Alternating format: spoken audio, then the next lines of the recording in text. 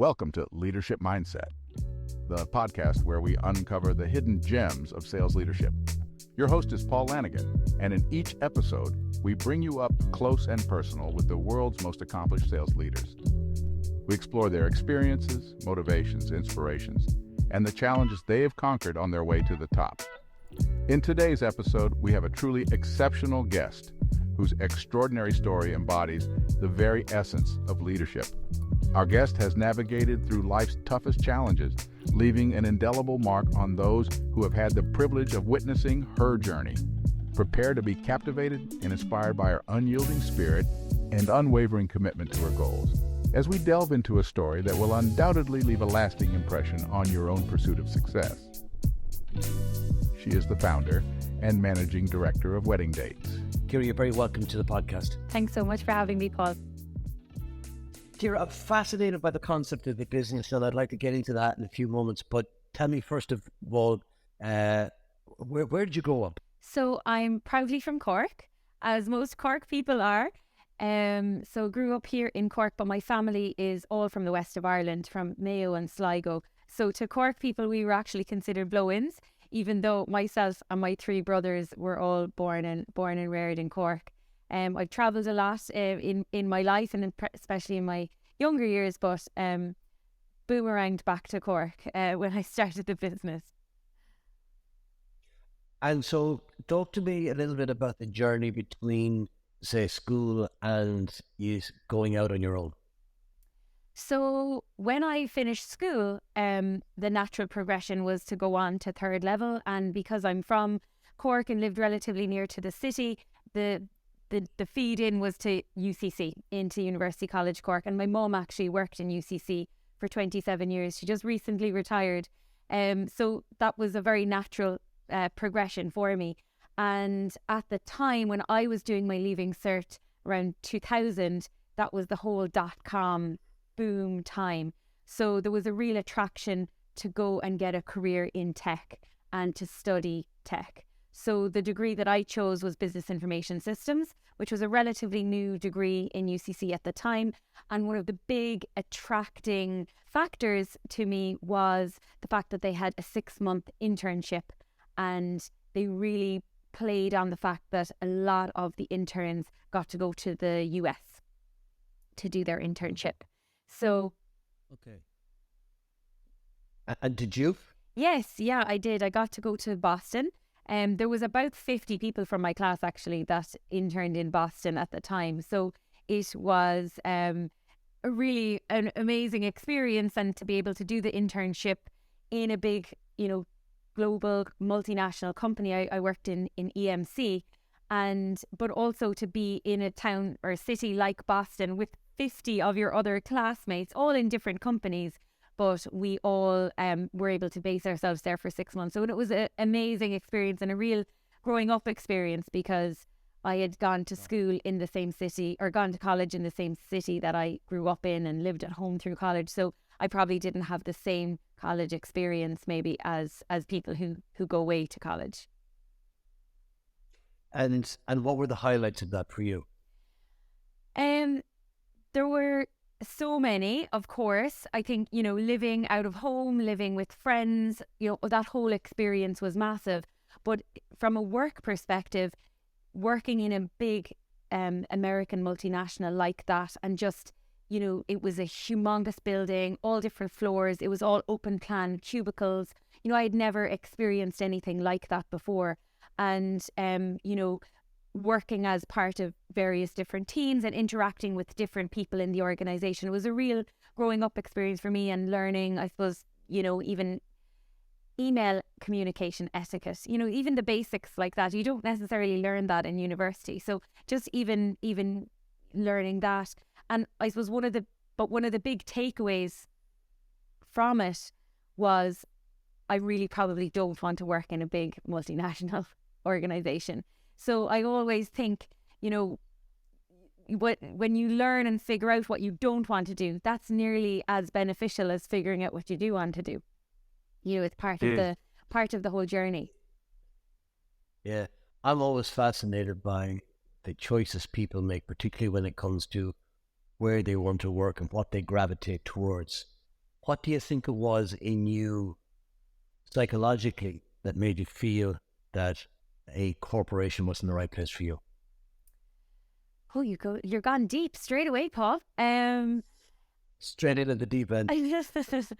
I think the whole, like even the physical space with the cubicles, right? I think that is quite a good metaphor for how I felt, certainly in an organization like that. It would just, stay in your lane. There's a box. This is your job. This is what you're supposed to do. And just for my personality, I suppose it just maybe didn't suit me as well. I wouldn't consider myself a conformist. So I just, like colouring outside the lines or whatever the phrase is, I think it probably just didn't really match my personal creativity and a feeling of wanting to be free and to have more, be more autonomous. Now, I know there's a lot of organizations out there that do offer a lot of autonomy now, but back then, that's going back, 20 years ago, it was very different in corporate America. That's kind of the window that I saw didn't give a lot of creativity or autonomy. Yeah. If I knew you in your school days, how would I know by observing you that you are not a conformist? I mean, I've never been. Well, back in my school days, I definitely, people in the school would have known me for sure. I never was afraid to speak up in class, to give my opinion, give my thoughts either to my teachers or my peers. I kind of didn't see hierarchy maybe as the nuns would have liked me to, perhaps. I went to a convent school. It was mostly lay teachers, of course, but there were some nuns as well. But I always felt confident in myself to speak up, speak out, and I suppose I just never kind of followed the status quo, and I often ended up in quite leadership positions, even back in my school days.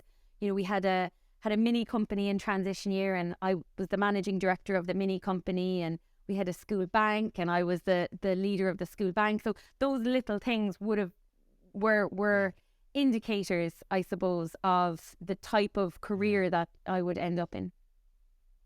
Are you eldest child in your family by any chance? Yes, I am.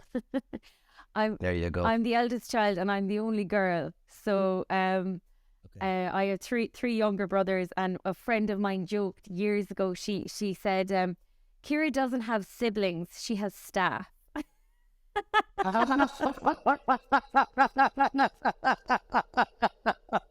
I love it. Yeah. But that's interesting. It is interesting that you had leadership thrust upon you just through your family circumstances. Yeah. Yeah. I became conscious of that myself when I was a parent and our eldest child, where when he was, say, 8 years of age, there was a 4-year-old and then a 1-year-old. And at 8, you might kind of say, well, you keep an eye on your sister. And it starts there and then builds upon that, whereas you wouldn't do that with the first. Or it's interesting. For sure. Yeah. For sure. And the idea as well. Yeah. So I can understand why the corporate environment. I also wonder because you mentioned creativity, and again, this is hugely oversimplistic, but I've noticed, and I've seen this in myself as well, where people, you're either in the creative box, and to create, you need space. I don't just mean mental space. You need physical as part of the mental space as well. You can't be hemmed in, controlled, boxed off. And then there's people who will manage tasks. Is that where it comes from as well? I'm just curious from the creativity side that you felt. Yeah. So let me ask that question again. So it seems clear to me that maybe from a leadership point of view, that the corporate structure was too restrictive for you. I'm wondering how much of that restriction also comes from your creative side. Yeah, I mean, I think it's both, right? It's probably something that was innate within me, but also something that I saw outside, you know, from that kind of corporate structure. So it probably came both from within and without, you know. And I think, you know, a lot of us think about creativity in terms of, you know, artists or musicians or, you know, creators. I am not any of those things. I mean, you know, when I'm with my kids doing art with them, I mean, it's stick figures is about as good as it gets with me. But I suppose I think of creativity in terms of ideas, idea generation. And, you know, I would consider myself good at that, identifying ideas, but also solutions to problems. And that's where the doing side of what you spoke about comes into play, because I would consider myself a real doer as well. And, you know, the ability, you know, to take an idea and actually run with it and execute it. And, you know, something that I really thought so many times over the years, you know, about you know, different startups, or, you know, we've all have the idea of, you know, the garage inventor or whatever. You know, there's a lot of great ideas out there. There's a lot of people out there that come up with ideas, that come up with concepts, and, you know, they see then businesses starting or apps developing, and they think, I thought of that, you know. My dad often jokes that, you know, he came up with the idea for Uber many years ago. But I always say, you know, ideas are two a penny. Execution is everything. And, you know, a lot of people have had many of the same ideas, I'm sure, that I've had over the years. But I think where my success has been is that I've executed on the idea very well and executed with consistency. And I think that they're two of the real key words for me, would be execution and consistency. Yeah. Was there a pivotal moment when you decided that you wanted to work for yourself, or was it just something that was gradual? I know you mentioned the internship, and there was something there you felt. Was it more than that, or just after that point you thought, no, I'll never do that? After my internship, I travelled for 2 years, travelled the world, and had an amazing time. And I did some work during that time as well, but just really kind of broadened my horizons. And when I came back to Ireland, obviously flat broke, had to get a job again. And I worked, you know, for about a year after I came home in 2 different corporates. And again, that just kind of cemented my opinion that the corporate world wasn't for me. And I suppose there was a real healthy dose of naivety as well, you know, kind of, sure, I'll give it a go.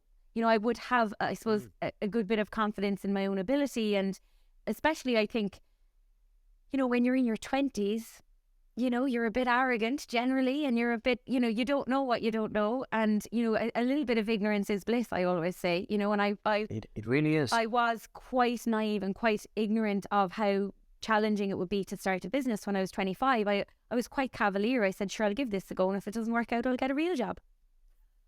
And then the recession. No, but you're absolutely right. What have you got to lose when you're 25? Nothing. Exactly. If you have a family and a mortgage and all that kind of stuff, that's maybe, and even then it still could be an excuse, because, well, how long will it take me to find a job if it doesn't work out is the big risk. It's still not a big risk. So yeah, but I think you're right about the cavalier thing, that because you don't know what you don't know, that can be quite liberating, because you're not restricted by imaginary issues and problems that probably would never happen. And then, of course, you have the enthusiasm of that time as well. So, yeah, that's interesting. Where did the idea of wedding day come from? So, really around the kitchen table. Most, you know, they say most good ideas either around the kitchen table or at the bar counter. So this one was certainly, you know, at home with, you know, with my family, my mum and dad. Both my grandparents on both sides of my family owned and ran hotels. So hospitality is something that really is in my blood. And when I was a little kid, I used to say I wanted to run a hotel when I grew up. But I had the BIS degree, and around the time that I was starting the business, the OTAs, the online travel agents, those aggregator sites like booking.com and hotels.com, those sites were just coming on stream at that time. So the kind of idea that you could now, book a hotel bedroom online, that was actually quite new 15 years ago. Hotels had websites back then, but they were brochure sites for the most part. So now there was that facility to actually book online, and really then just started talking about, that combination of hospitality and hotels and tech, and what are the other things that you're going to want to do in a hotel. Now you can book a bedroom online. What else would you like to do in a hotel? Well, weddings is another thing that happens in hotels. Maybe we can put some tech to support and facilitate that. And that's really where the concept came from. My father came up with the name Wedding Dates. I always credit him with that. And we were, kind of tossing the idea around, these high conversations, as they say, around the dinner table. Half of them end up going nowhere. But my dad registered the domain name weddingdates.ie, and he said to me, if anyone can make this work, you can. I think you should give it a go, and really encouraged me, and had, I think I had good self-belief anyway, but the fact that my mum and dad weighed in behind that and, echoed it and supported me, just really, it was kind of like the wind beneath my wings. It allowed me then to go for it. How much of your belief in yourself comes from your parents' belief in you? A huge amount. That's where it comes from. Ever since I was a little girl, I was told that I can do anything and I can be anything, and they've really encouraged that and celebrated my successes over the years, and still do, and when I am having those low moments or those dark days, it'll be my mom and dad that pick me up and that, remind me of that I can do it and I can face the challenges that are ahead. It's funny, they talk a lot about privilege in this world. To me, the two greatest privileges are love and belief. And they tend to stem from the same source. That's the fountainhead. Interesting. And so, can you tell me, coming back to the Wedding Dates, what problem does it solve for people? So it's evolved a lot over the years, right? So back when we originally started, it was a website similar to the likes of booking.com or hotels.com, where you could actually find venues that were available on the date you wanted to get married. So couples tended to get engaged, set a date, and then they had to plan everything from there. So it was obviously hotels and venues, but also other suppliers as well. Bands, DJs, photographers, hair and makeup, the whole kit and caboodle. Everything hangs off that date. And that's where the whole name Wedding Dates, and that's why it's so important. Over the years, over 15 years of being in the industry and listening to our clients, we really have evolved to the business, and actually went through quite a big pivot during COVID, where we actually launched a complete separate brand called WedPro, which is software that venues use to help them manage their entire inquiry and events pipeline. So like a CRM for weddings. So that's our newest product now. We still have the Wedding Dates and the consumer brand, but we also have a B2B brand called WedPro. So there's kind of two businesses under one umbrella. Is the monetization different for both of those? Yes, it is. So the primarily, with the software, we are only working with hotels and venues. On the website directory, side, there can be all sorts of other suppliers there as well. And the fee structure obviously is very different. So depending on if you're Ireland or in the UK, you'll pay $1,000 or $2,000 to have an advertising, a listing on the website, and obviously there's different tiers and different perks that come with the different levels, etc. But it's very much just a subscription to a website.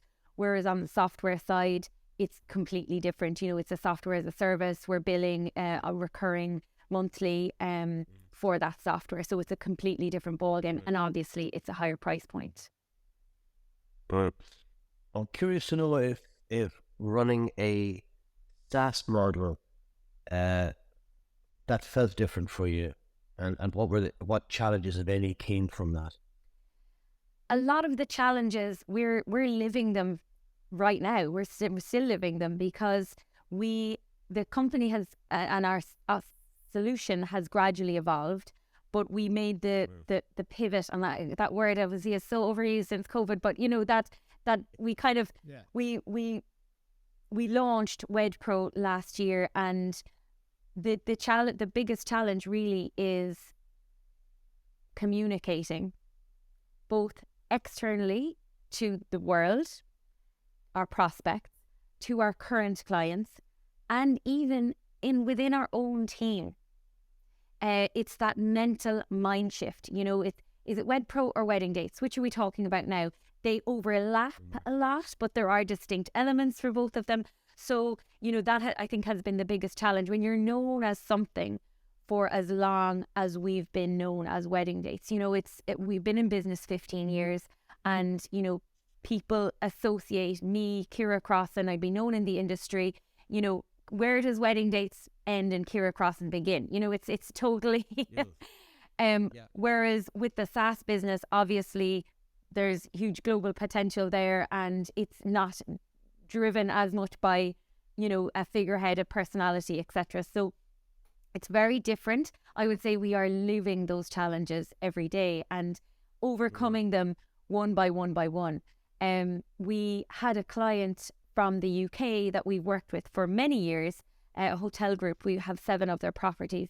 And this week, just on Monday, the CEO, the group commercial manager, and the group revenue and distribution manager flew from the UK to Ireland to spend time with us in Cork to basically brainstorm, discuss their performance, what could they be doing more.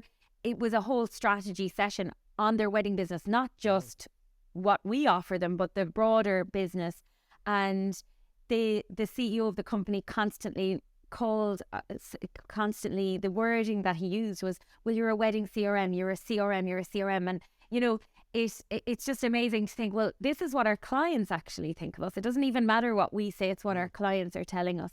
So that was a really powerful session for me. We spent 24 hours with them kind of, and it was really valuable to get their insight, get their feedback, because we showed them our development roadmap as well of what's coming for the rest of the year, and got their input and feedback on that, because we build all the software in-house. So we're very, very close to our customers and attuned to their needs and their wants, in which direction. You could take this in any number of different directions. So we're always thinking about how we can evolve further by being so close to our clients and listening to them. So that's those challenges of straddling two two different businesses they're very real. They're very real. It's absolutely fascinating, because you're right. The wedding date is synonymous with you, and it's that then becomes a kind of a lifestyle business, because it's harder to sell on then as well, because it's you. You can, but there's a lot of effort that goes into that.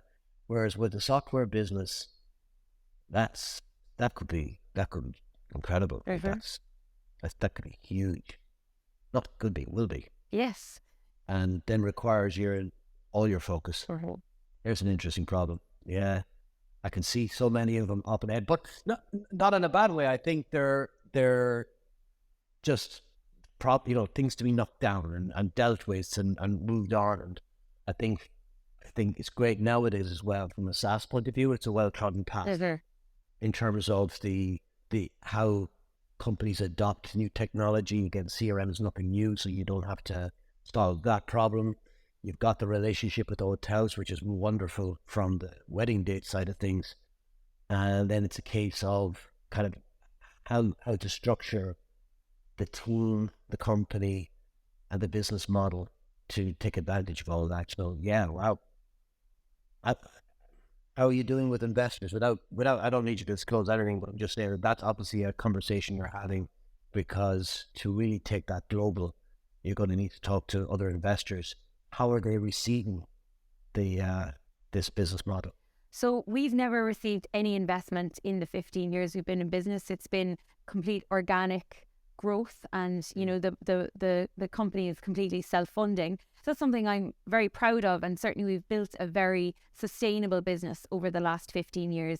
You know, we started in a recession and we survived a global pandemic in, you know, and our customers are hospitality industry, weddings. I mean, you couldn't really pick a worse market that was affected by the pandemic. So we have that sustainable business, and we are in that transition period, I would say, where we're uncoupling, for want of a better word, and excuse the pun, the wedding dates business from WedPro, from the SaaS business. And I think we still have a bit of work to do behind the scenes to get our ducks in a row before we actually bring this out to investors, because there is that, you know, we still are a relatively small team, and there is that untangling and that re-education of our customers, and, you know, explaining, well, we're actually, this is what we're offering you now, and won't you come on over to the other side? So you know, I think we need to get more of our clients using WedPro and have more test cases and proof of concept before we actually take this out to investors in order to get you know, a significant valuation. How difficult was it for you personally when you saw your entire business just evaporate in front of your eyes when lockdown came and there's nothing you can do? Yeah, given your can-do, get up, solve the problem nature, what was that like for you? It was extremely difficult, and you know, every business person has a different but very similar story about that time. And I will never forget when they announced they were closing the schools. I couldn't believe it. I am a single mother as well as running the business, and my twins, well, they're 9 now, so but in COVID they were 7. I have twin boys, and when they said they're closing the schools, I'm like, how am I going to do this? How am I going to have them at home with me and try to homeschool them and run the business during this incredibly challenging time? I'm not going to lie, Paul, for the first 2 weeks of COVID, I cried every single day. I bawled. I thought this is going to be it.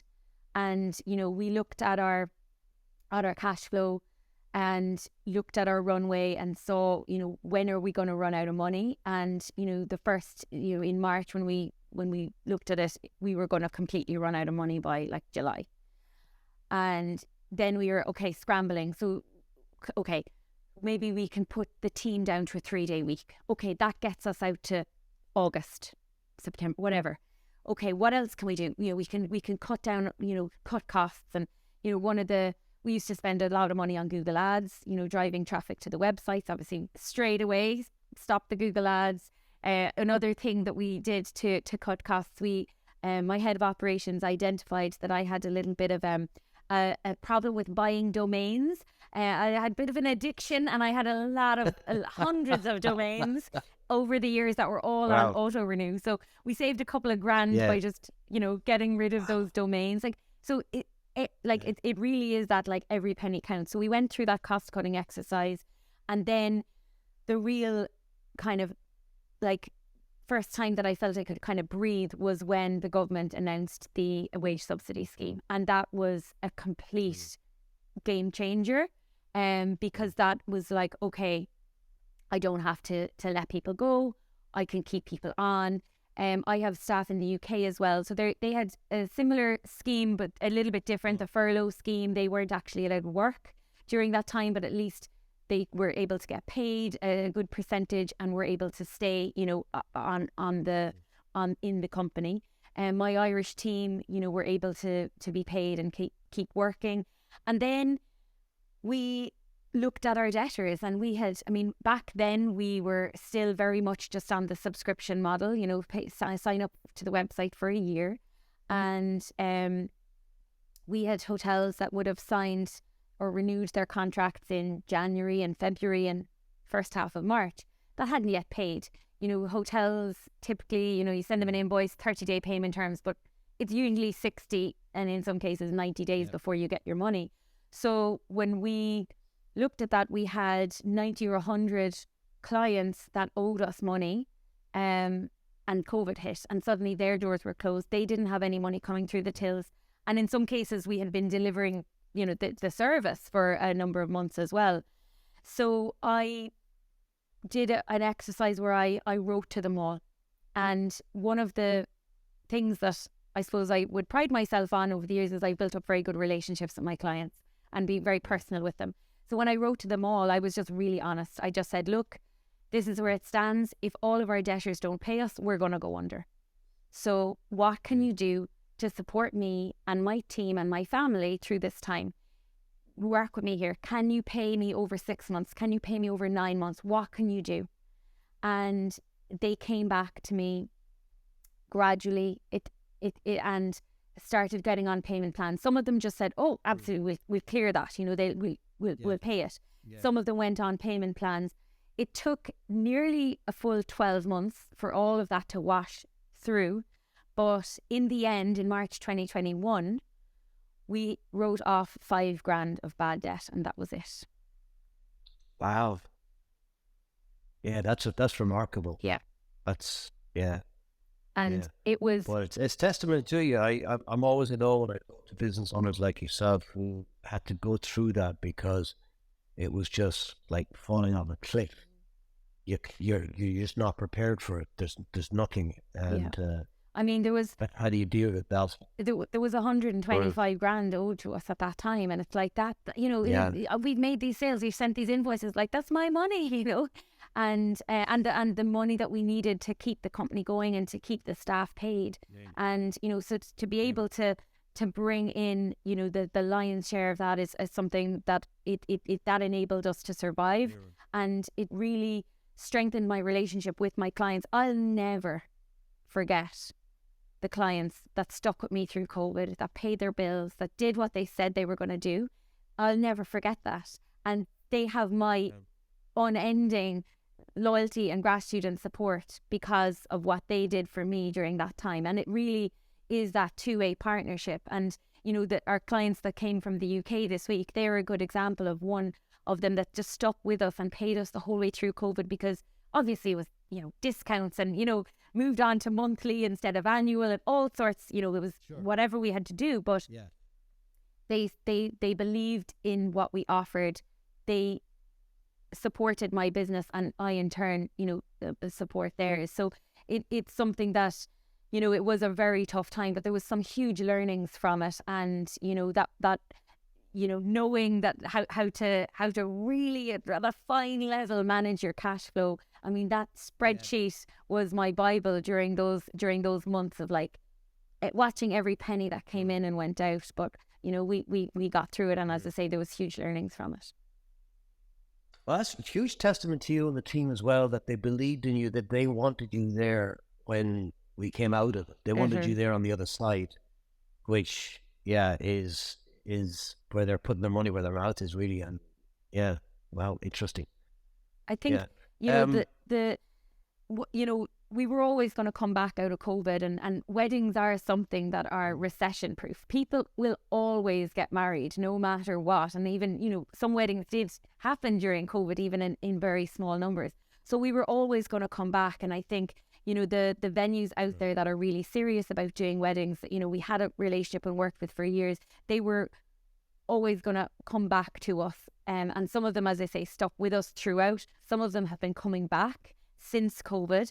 But, I think one of the things that has stood us really well is the consistency. So even during COVID, when the hotels were closed, we were doing webinars for the wedding coordinators, talking to them about how they can, pivot to a virtual experience for the couples, doing virtual show rounds. We were trying to support them and educate them throughout that period, to be that support, and to let them know we're still here, we're still supporting you, and we'll be here when it's all over as well. And I'm really proud of that consistency, and I think people have kind of come to expect that from wedding dates now. And it's like, well, we've been here for 15 years, like we're not going anywhere, and you can rely on us. Yeah. It's clear that you inspire a lot of people. Who inspires you? Wow, that's a great question. From a work ethic perspective, I have to say my parents. They are both extremely hard workers, and, you know, they definitely have set a huge example for me. And, you know, get up, show up, do the work, be consistent. You know, that's definitely, I would be very inspired by them from that perspective. And then I'm lucky to be involved with various different business groups, particularly women in business groups. And one of the organizations that I've been lucky to be a part of is a group called Vital Voices, and it's based out of Washington, DC. And I did a program with them back in 2018 where they took 11 female entrepreneurs from around the world and matched them with 11 mentors to really help them focus on their business. And we did a residential week, a really intensive week where we stayed in a hotel, all of us together, working on our businesses. And I'm part of that alumni. And there's some women in that organization doing really amazing things to change the world. And they're really looking at, you know, the UN Sustainable Development Goals, you know, and working on businesses that are actually making other people's lives better. And that's been hugely inspiring to me, and, you know, is definitely lighting the fire for the next phase. And I think by being inspired by people like that, or being around people like that, it's made me want to do better with my business. It's made me want to be a better leader, be a better manager, and, you know, create a company that not only is serving its customers really well with integrity, but also it's a really nice place to work, and people that work for me feel challenged but feel valued. They feel safe. You know, they can. You know, we've obviously gone to working remote since COVID, and now it's hybrid, but still a lot of my team works remote, and, you know, they need to feel like they can come onto our daily call saying, I'm not feeling great today. I'm not feeling it. And, you know, to know that it's a safe space to do that. And I think I've learned so much from being part of that organization. And I suppose the benefit of getting a bit older, getting a bit wiser, living through a global pandemic, I think, you know, I've tried to take the positive of that, of, you know, being more empathetic to people around me and trying to understand that there could be other things going on, both with your staff or with your customers, and to not take things personally, and, you know, to actually, you know, be very mindful and with the words that you use, because you just don't know what's going on with people, and trying to meet them where they are, I suppose. What's your take on the working from home versus office work? Where do you see the ideal? And does it also depend on the type of business that you're engaged in, whether people should be back at the office, or I shouldn't say should, that it would be helpful to have people back at the office more than working from home? Just curious to know what your own thoughts are. The whole remote working exercise, the global exercise that we all went through for the last 2 years, has been completely enlightening to me. I would have been quite old school in my thinking prior to COVID. You know, you got to be in the office at 9 o'clock, you know, in the morning, and, you know, very traditional, I suppose. And that's the setup that we had pre-COVID. Everyone was in the office 5 days a week, the end. I have been completely proven wrong. I am such an advocate for remote working now. I feel that my team certainly are, there was, as far as I could measure and witness and experience through COVID, there was no dip in productivity. If anything, there might have even been an increase, because you're not losing commuting time, you're not losing, you know, extended lunch breaks, those water cooler moments. People are doing their work. And, you know, we've obviously put different checks and balances in place to ensure that. But I've been very, very lucky with my team. You know, they really appreciate the flexibility, and they're, you know, people, I think if you trust people to be adults and just get their work done and show them, you know, give them that autonomy, I think people by and large are very good. And I've had a very positive experience. For me, I do think there can be some really positives to being in person in terms of just collaboration and just connection as well. You know, my head of operations and I will do sessions, once every couple of weeks, where we'll, get out the flip chart and have the kind of walking around the office and, hammering things out. And, that can be it can be quicker to get to that when you're in person than when you're remote. However, there's brilliant tools out there to enable collaboration in organizations. And we actually, the thing I would worry about is just the slight loss of the social side of work. So we actually have virtual coffees every week. So you're scheduled to have a virtual coffee with somebody else on the team, particularly somebody that you mightn't get to work with on a day-to-day basis. It's 15 minutes, half an hour, once a week. Have coffee with someone. Don't talk about work. That's the brief. And as a result, my fully remote team gets to know each other. I have 3 staff in the UK, so they go months at a time without actually seeing the team members in Cork. So I think it's very powerful. And what I'll start that again. What motivates you most about what you're doing? I absolutely still to this day get such a buzz and a kick out of making a sale, or when we win a new client. I am completely, that salesperson is very strong in me still. But one of the things that definitely motivates me is, delivering real results to our clients and having their feedback. And, when you hear some of the feedback that we get, and the clients that actually turn into friends, the clients that want to come over to Ireland to spend 24 hours strategizing with you, like that's hugely fulfilling for me.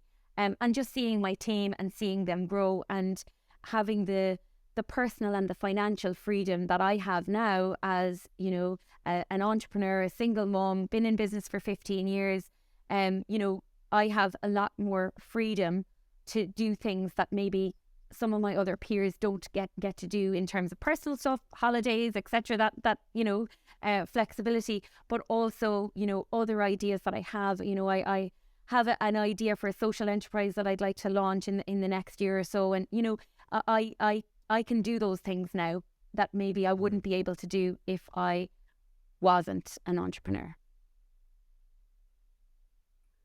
If you were Minister for Education and you could make any subject mandatory on the secondary school curriculum, what would it be?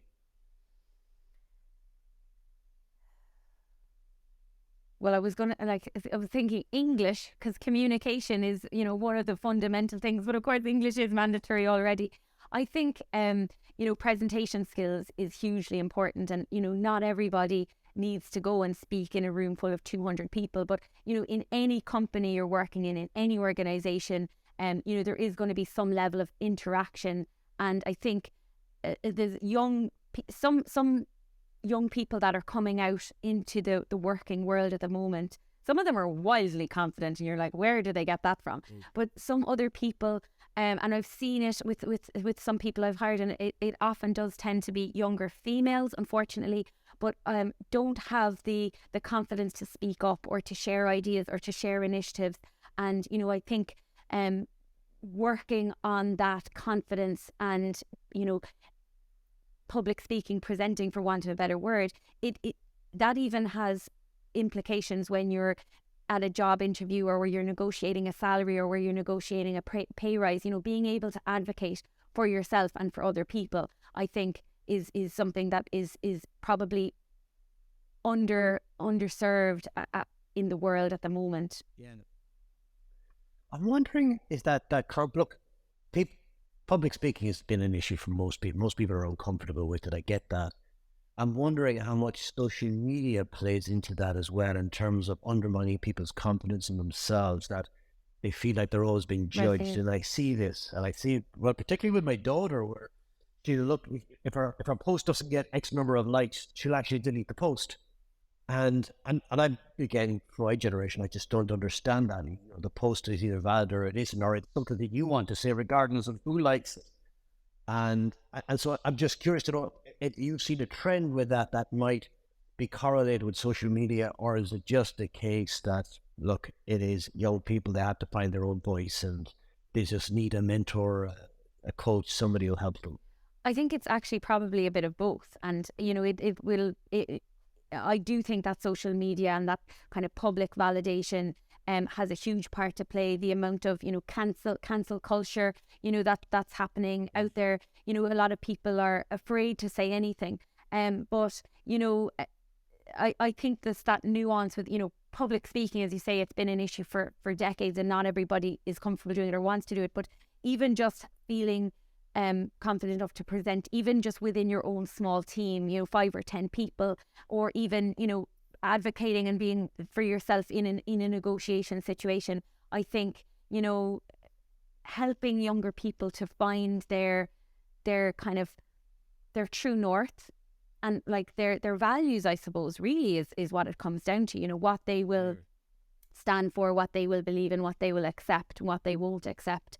I definitely, for me, it has, I've improved on that in myself over the years, but I would say I was relatively strong at that even coming out of school and going into college. But I just think that it is a tricky one, and I'm very conscious of it, raising my boys as well, of, trying to, we talk about, being a bystander or being an upstander. If you see something happening, are you just a bystander? Do you let it happen, or do you speak up? And then, getting them to think about that, even at 9 years old, that they can speak up and know what's right and wrong, and live to their values, and actually speak up for things that are wrong. And again, I think some of that, even like reflecting now just on this podcast about my own upbringing, that I always did feel that it was acceptable to challenge the norm, even if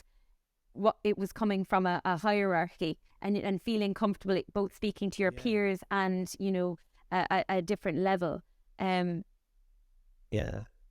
That's really interesting. I love that term, bystander, upstander, and because and you mentioned cancel culture. There is another force out there which I've noticed is, it's not alone can you be, and I hate the word cancelled, but can you bring down a whole ton of trouble at yourself for saying the wrong thing, is that if you're even seen to endorse it or seen to like it, like if I've seen people who maybe have said something that people disagree with, and if you went and liked it or retweet, I look at Kelly Harrington this week, same thing.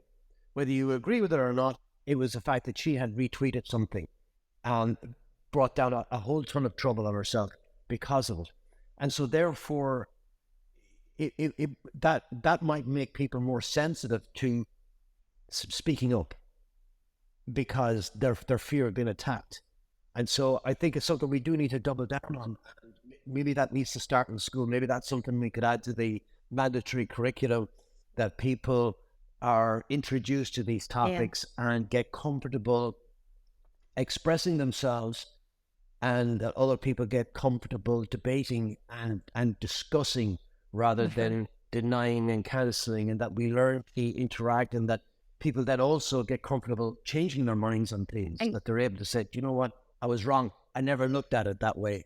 That's wonderful. Exactly. Because that's such a breakthrough when that happens. Exactly. We have a lot of work to do in that area. We sure do. And I think just finally, just to say, I think that on that values piece, there is an organisation that I'm involved in called Lift Ireland. I don't know if you've come across it, Paul. No. But I haven't. Lift stands for Leading Ireland's Future Together. And it's a non-profit organisation, but it aims to lift the leadership of Ireland. And it's not just focused on leaders, politicians and media and all of that. It's actually, the whole concept is, if you have one person in your life who listens to you, then you're a leader. If you can influence just one other person. So, and Lift Ireland is based on a set of 10 leadership values: listening, respect, competence, empathy. And it aims to educate and have people reflect on those values and how they live those values every day in their daily lives. And that Lift Ireland is being introduced into secondary schools across Ireland at the moment. And I think there's huge power in something like that can get teenagers to think about values and think about how, and some of the reading material in it is quite challenging. It's the theme about, respect, and how can you find respect for somebody that you completely disagree with. And, you know, the world is very polarized now. You know, you only need to think of kind of Trump, America, you know, everything that's going on there, school shootings and all of that. You know, we can say, well, that's completely wrong. But how do you actually respect somebody that might have different views to you? And I think there's a lot in that there, and especially for young minds to really to think about that and reflect on it. It's a really powerful program. Lift Ireland. Everybody should check it out. I'm going to look into that, Ciara. That sounds really interesting. I think it would even be nice to be able to weave that some way to the podcast that we can discuss some of those headings, seeing that they're not just for, in fact, they're not just for younger people, they're for us, for everybody, to be able to say, how do we, because, you know, what's the worst thing that would happen when you listen to somebody else? You might just learn something. Exactly. It's, yeah. I'm conscious of time, Ciara. I have two very quick questions for you before I let you go. If your house were burning down, your two boys are safe, your phone, of course, is safe with all your contacts and your computer, but you had time to run back in and grab one thing, what would it be? I mean, it's probably what everybody says, I guess, the photo albums. I mean, there's nothing really material, I think, that I would... Yeah, some of those old photos would be lost forever, right? Because we don't have digital versions of them. So that would probably be it. If my boys were out and I was out, I mean, nothing else matters, really. Now might be the time to back them up, Ciara, just to scan them in or something. Just a little gentle reminder that if I fair nudge. God forbid. Yeah, I'm fortunate in our house. My son is big into family history and stuff, so he scans in everything and he's got it all online. It's amazing. Final question: when your time on this planet is done and there's a book written about your life, what would you like the title of it to be? Well, I'm going to reflect on something that my brother called me at the very, very beginning of starting Wedding Dates. We wrote each other's bios for the website. My brother was my first employee, and he called me a fearless leader. And I think that's probably a nice title for a book. Love it. And it didn't come from me, but I do see myself as a leader both in business but also outside of my business, with my family, with my friends, as a mother. And I do go into things with a fearless, positive attitude. So I think that's apt. Yeah. Ciara, you're a fascinating person. You know, I found you by complete random, and I'm delighted I did. It was absolute joy to talk to you. Thank you so much for being on the podcast today. Thanks so much for having me, Paul. It was a pleasure.